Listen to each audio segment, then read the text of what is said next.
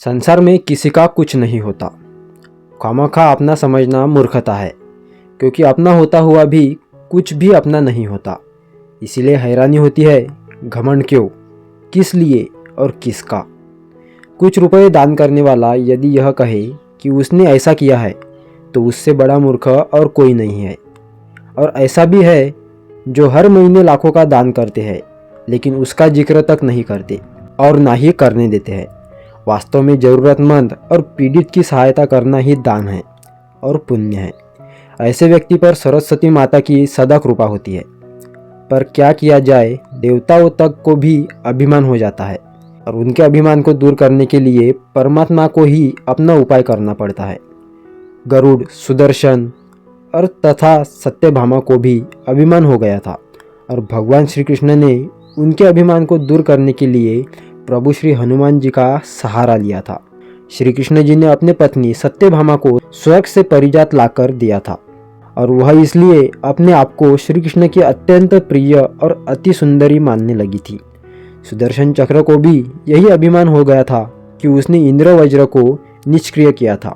वह लोकालोक के अंधकार को दूर कर सकता था। भगवान श्री कृष्ण अत्यंत उसकी ही सहायता लेते थे। गरुड़ भगवान भी श्री कृष्ण का वाहन था।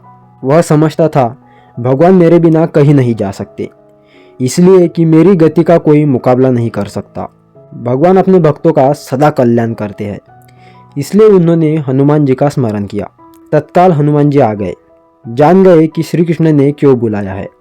श्री कृष्ण और श्री राम दोनों एक ही है, वह ये भी जानते थे। इसीलिए सीधे राजदरबार नहीं गए, कुछ कौतुक करने के लिए उद्यान में चल गए। वृक्षों पर लगे फल तोड़ने लगे, कुछ खाए कुछ फेंक दिए। वृक्षों को उखाड़ फेंका, कुछ तो बाग वीरान बना दिया। फल तोड़ना और फेंक देना हनुमान जी का मकसद नहीं था। वह तो श्री कृष्ण के संकेत से कौतुक कर रहे थे। बात श्री कृष्ण तक पहुंची।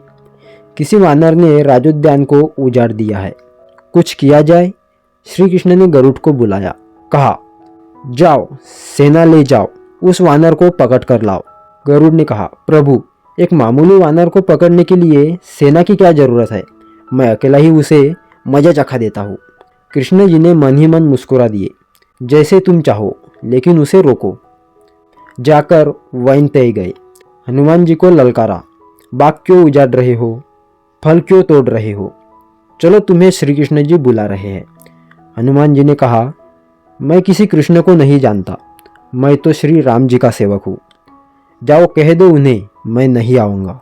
गरुड़ जी क्रोधित होकर बोले, तुम नहीं चलोगे तो मैं तुम्हें पकड़ ले जाऊँगा। हनुमान जी ने कोई उत्तर नहीं दिया। वह गरुड़ जी को अनदेखा कर वह फल तोड़ने लगे। गरुड़ को समझाया भी, वानर का काम फल तोड़ना और फेंकना है, मैं अपने स्वभाव के अनुसार ही काम कर रहा हूँ, मेरे काम में दखल ना दो, क्यों झगड़ा मोल लेते हो, जाओ मुझे आराम से फल खाने दो। गरुड़ नहीं माना। तब हनुमान जी ने अपनी पूंछ बढ़ाई और गरुड़ को दबोच लिया। हनुमान जी ने सोचा, भगवान का वाहन है, प्रहार भी नहीं कर रहा, लेकिन इसे सबक तो सिखाना ही होगा। पूंछ को एक झटका दिया और गरुड़ को दूर समुद्र में फेंक दिया। बड़ी मुश्किल से वह गरुड़ दरबार में पहुंचा। भगवान को बताया, वह कोई साधारण वानर नहीं है, मैं उसे पकड़ कर नहीं ला सकता। भगवान मुस्कुरा दिए। सोचा, गरुड़ का घमंड तो दूर हो गया, लेकिन अब इनके वेख के घमंड को चकनाचूर करना है।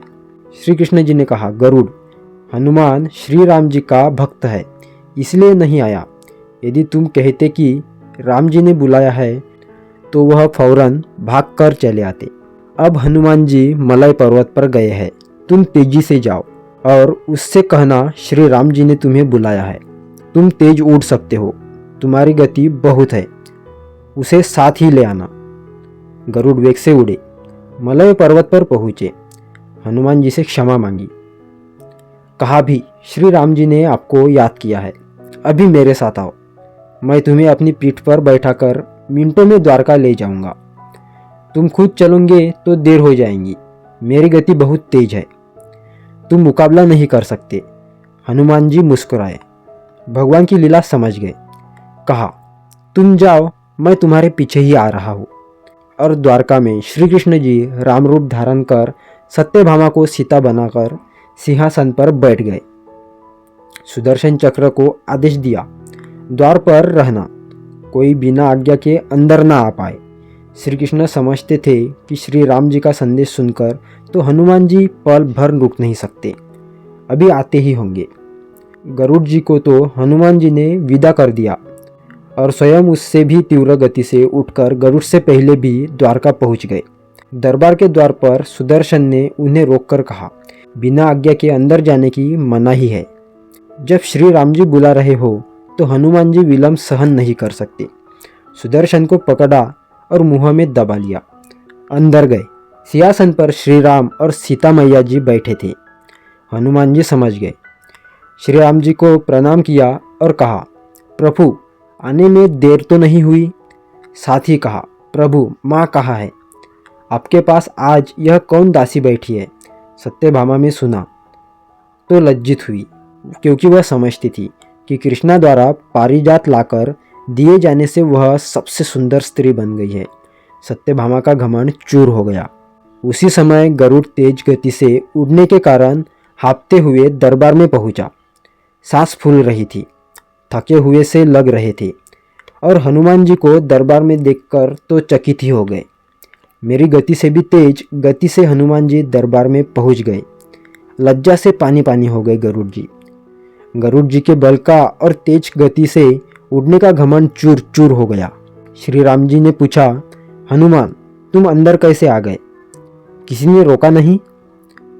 हनुमान जी बोले, रोका था भगवान सुदर्शन जी ने। मैंने सोचा आपके दर्शनों में विलम्ब होगा, इसलिए उनसे उलझना नहीं। उसे मैंने अपने मुंह में दबा लिया था। और यह कहकर हनुमान जी ने मुंह से सुदर्शन चक्र को भी निकालकर प्रभु के चरणों में डाल दिया और तीनों का घमंड चूर हो गया। श्री कृष्ण जी भी यही चाहते थे। श्री कृष्ण जी ने हनुमान जी को गले लगाया, हृदय से हृदय की बात हुई और उन्हें विदा कर दिया। परमात्मा अपने भक्तों में, अपने निकटस्थों में अभिमान नहीं रहने देते। श्री कृष्ण सत्यभामा, गरुड़ और सुदर्शन चक्र का घमंड दूर ना करते तो परमात्मा के निकट नहीं रह सकते थे। और परमात्मा के निकट रह ही वही सकता है जो मैं और मेरी से रहित है। श्री राम जी से जुड़े व्यक्ति में कभी अभिमान हो ही नहीं सकता। ना श्री राम में अभिमान था, ना उनके भक्त हनुमान में। ना श्री राम ने कहा कि मैंने किया है और ना ही हनुमान जी ने कहा कि मैंने किया है। इसलिए दोनों एक हो गए, ना अलग थे ना अलग रहे। दोस्तों, आपको हमारी यह कहानी कैसे लगी हमें कमेंट बॉक्स में ज़रूर बताना। और ऐसे ही कहानी सुनने के लिए हमारे चैनल को सब्सक्राइब कर चैनल के बेल आइकन पे ऑल जरूर सिलेक्ट करें। राधे राधे। जय श्री राम।